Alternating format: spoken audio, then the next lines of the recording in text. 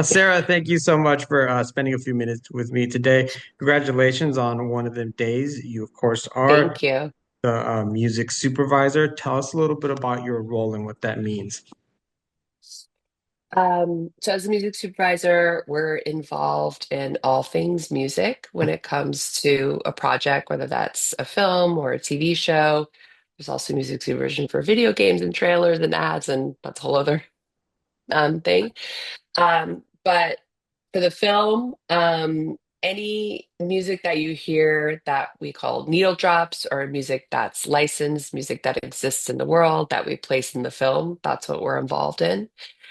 So we're involved in creatively pulling the ideas, helping place the ideas, coming up with different ideas when the ideas don't work, and then also clearing all the music and making sure that we can legally use it in the project. Now, for a movie like One of Them Days, it's so important because, yes, SZA and Keke Palmer are great along with the rest of the cast, but you still need those bops, the vibes. You're going to have different scenes as we saw, and I mean, the beat is the music, of course. And so, what's the process in picking the track list? Because I mean, you had quite a bit of great songs. It has to be pretty current. It also has to be available. But I think I'm going to get into that a little bit later. What is the process in picking some of the music? So every project is different. With this one, the director and I, we actually did a previous project together. So I did know him. Also know the writer of the script from that same project. So I have had this script for a really long time, like over a year. So there have been a lot of iterations of the script, but our music conversation started really early, just knowing how important music was going to be for this film. We have Issa Rae as one of our producers, and of course, everything, Issa's known for music and everything that has her name on it. We want to make sure that her brand of music is coming through. So we just knew that music was going to be really important to this project. And so years ago, when we first got this script, we started talking about what the sound of this might be, what types of artists we might want to use, and where the artists are from, what we want to focus on, what's the priorities for the music. Even before we figure out where the music is going to go, we have these general conversations about the vibe of the music for the project. Um, so for this one, we wanted to have current music, which of course we do, but we also wanted to have a timeless feel. So we have some older tracks in there. We have some tracks from recent and then tracks from a little while ago and then a tracks from a long while ago so that as the music movie ages, it doesn't feel like so Mhm. set in this time period. It's something that you can listen to for a long time. And it doesn't just make you think like, oh, that movie was made in 2024. So we have a little bit of both. And then, when it comes to this movie, obviously it's set in LA. LA is very much a character in the movie. So we Mhm. wanted to make sure we were shining the light on LA artists. And we wanted to make sure that we had a good mix of male and female vocals on there, and that we did have some strong women, because obviously it's a women-focused film. So we wanted to make sure we had some strong female-led Mhm. tracks to help push the story forward. So those were just like a few of our directives as the script was developing. And then as we got closer to actually, going into production and going into post, Lawrence, the director, Lawrence Lamont, who's amazing. He had a really big playlist of stuff he had been Mhm. pulling, for years for it. So we had that playlist, and then me and my team, we put together a playlist and we sent all this music to post. And then the editor starts cutting tracks in. And then as we do our previews and we get feedback from audience screenings, we're figuring out what tracks are really working, what tracks aren't working, what tracks to the studio like, what tracks to the producers like. So there's a lot of feedback coming in as we go through the process. So things definitely tend to change a lot over the course. We didn't have a lot of time. We made this movie really, really quickly. So even despite that we had a really short schedule, we still made a lot of changes in the music. But then we do have also those certain spots where the track that went in on the first cut is the track that's still in there on the last cut. Like the OJ scene when you meet Maniac, that song was in there from the very first cut, and that was like a definite must keep. You know, it was on Lawrence's playlist. It's edited so well against the picture, works so well in the scene, and it was like, okay, must have that track. And then what's going here, what's going there. So it's just a collaborative back and forth process. um, I think people always think like music supervisors just pick one track and they put it in and they say, okay, we're done. And it's definitely not that. It's a very collaborative process, and it definitely you can have kiss a lot of frogs before you find your prince when it comes to the right song for a spot. Yeah, because a song can really make or break a scene as far as dictating a mood or complementing whatever's on screen. You say I know you mentioned a playlist, but for different scenes, do you guys have like a breakdown of like these are maybe the three, four, five songs that could work for it? Here's our top choice, and if that one doesn't work, we're gonna go to another one. How do you guys break it? How do you guys break it down? Yeah, I mean, we send rounds and rounds of music, and I usually limit my rounds to between 3 and 5 tracks per spot, depending on when we're at in the process. Um, the editor may cut those tracks in, or the music editor will cut the tracks in. If it's the music editor, then we can have them cut in multiple tracks for the same spot, because they're just working with music and they have more time to focus on trying different tracks. So in that case, I'll be like, this is my number one choice. And then, I'll put it in that order. But then also, Lawrence also weighs in, the editor usually weighs in. And then if it's with the editor, they're normally just going to cut in one track because they're more concerned about the picture and what's working with the picture. So it just depends on where we're at in the process and who's cutting things in. And then as we, there may be a track that goes in that we all like, but they still may ask for another round. So, do we like it? But do we love it? We're not sure. And then, so I'll send another 3 to 5 tracks. So there are some spots in the film that definitely had like at least 15 to 20 tracks cut in, as options Options before. before. And sometimes we'll do that and still end up with the Yeah. first track that we had there. We just had to make sure there wasn't anything else out there that we wanted. You never know. Yeah, it sounds like it could get tedious at times, but it's nice to be able to listen to different types of music. My curiosity though is you're going through all this music. Uh, where does the licensing land on this? Is it after all of these tests where it's like, okay, this is the one we want, and now we're gonna go, we need to go make sure that we're good to use it. How does that work? Soon as we start liking something, we'll send it to license, because you never know. You never know if there's going to be an issue, if something's going to come up where you can't clear it for some reason and you have to get into resolving that.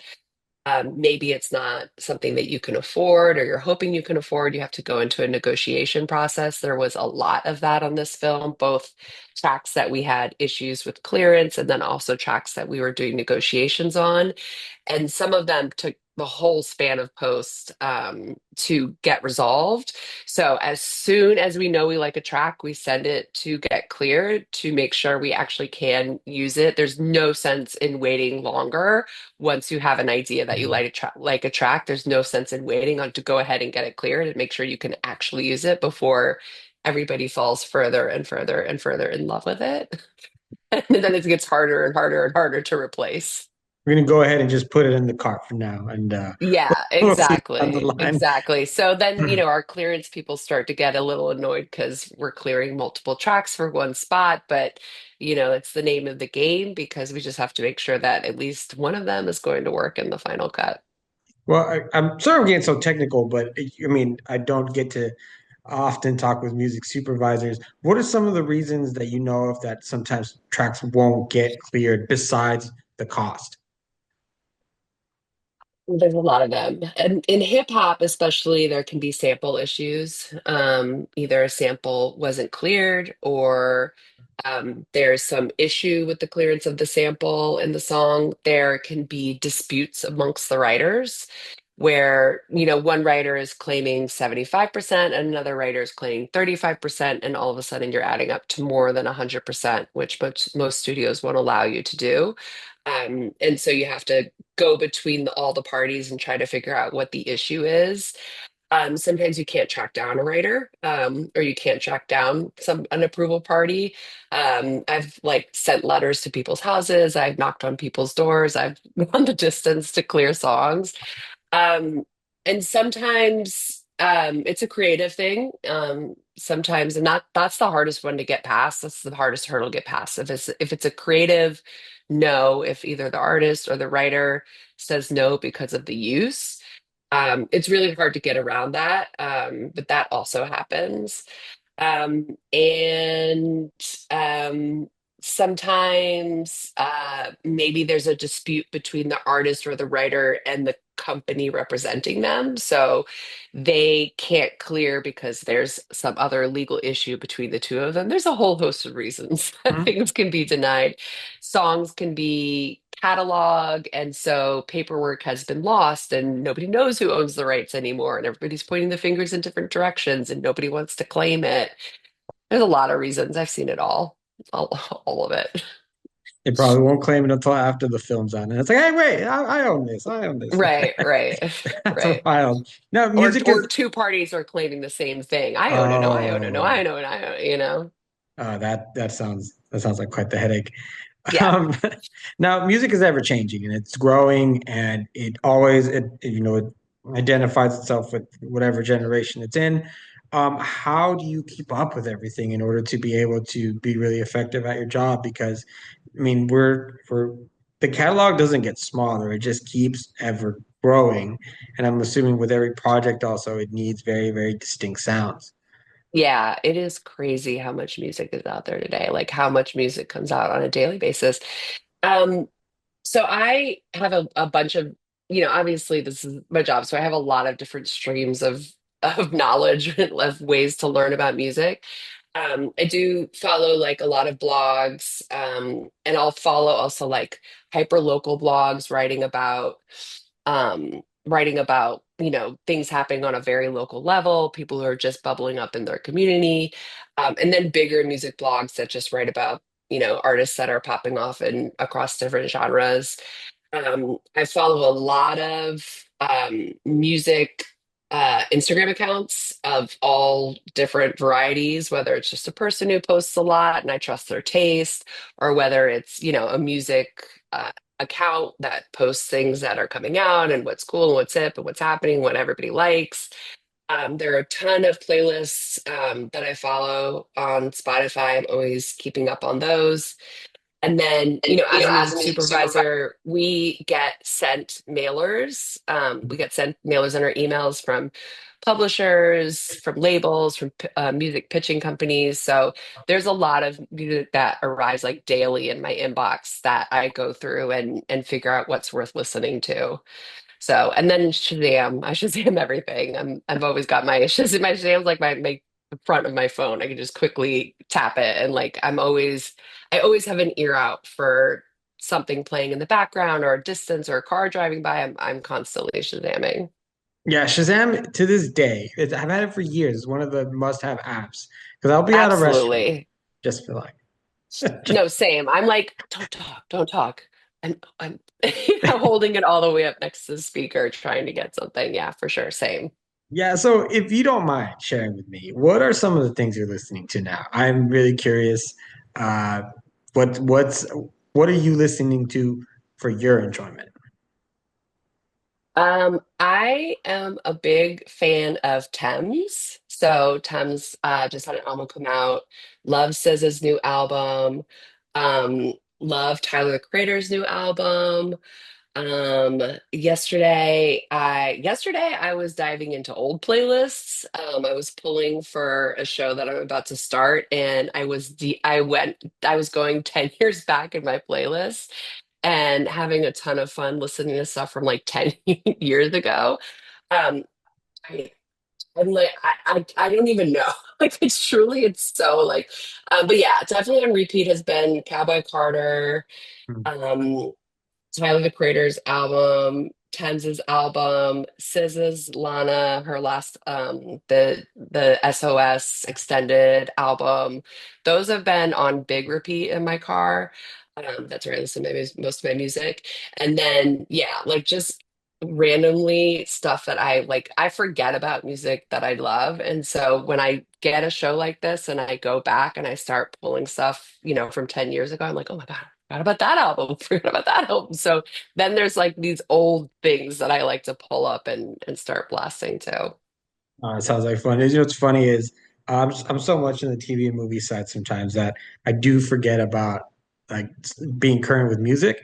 Luckily, I have a 14-year-old daughter who's really Oh good yeah. at keeping me But up you to know what's date. so funny? Are they on is she on TikTok? Yeah. Mhm. Okay. It's funny on TikTok because actually a lot of I feel like a lot of what blows on up on TikTok is like older music. I'm not on TikTok, but this is what I hear of the people on TikTok. Like surprisingly, it's like actually older songs that blow up that people are like rediscovering, which I think is very funny. I do appreciate what you do because music supervisors are have been very much a part of bringing back 80s and 90s music, especially in television, Hmm. a lot in movies, and it allows this generation to really enjoy those songs. But like the new stuff's really good. Like my daughter and I know she's 14, but whatever, she listens to what she wants. She's really into that Kendrick. I mean, not Kendrick. Well, she is actually into that new Kendrick Yeah, album. that album too. But Yeah. the Tyler the Creator is one of her favorite ones. Yeah, But it's it's such good production on that yes, album. It's like it's incredible. I just remember years ago. Like 10 years ago, probably more. When one of his other albums, my buddy made a mixtape. It's like you need to listen to this Tyler the Creator, and it was just like, oh, this is really good. And then to see now my daughter enjoying the same artist, it's just actually kind of cool. Yeah, yeah, definitely agree. So, last question because I'm kind of rambling at this point, just because I just like talking music with you. What's your favorite track on one of them days, and maybe what's one that you advocated for a lot? It's like babies. Babies. It's very hard to pick a favorite. Um, I love of course, I love the Doechii use. Doechii is another artist I'm super into right now, and I'm sure me and everybody else, but she's really having a moment. But Nissan Altima, when the girls are running from Bernice from her apartment, it's a short use, but it's a really effective use. And I'm so glad we got to play Doechii. I've been a fan of hers for years, and I'm super excited to have her be on this big stage. And then I really love Fight Night, the Migos song, when Bernice beats up the girls. That was one where, we had that in and then we switched to something else and everybody across the team was like, no, we need Fight Night. We need Fight Night. It made such a huge difference in the scene. So okay, I can't pick one, obviously. So that one, and then the opening song, that was one I definitely advocated for. Running Away by the Sacred Souls.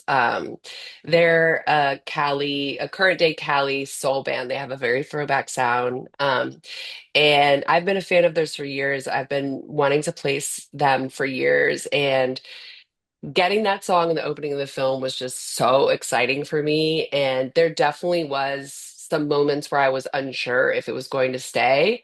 And I was definitely pushing, pushing, pushing to keep it in. And then eventually it was me and Lawrence pushing to keep it in.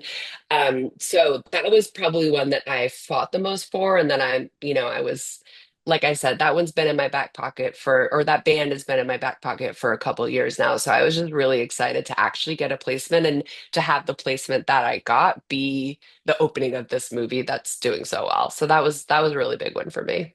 That was really cool. Thank you for sharing that. I appreciate it. Uh, Yeah. and also, Sarah, thank you for your time. I Yeah, really thank appreciate you. getting a few minutes to talk music with you, Yeah, I and appreciate it.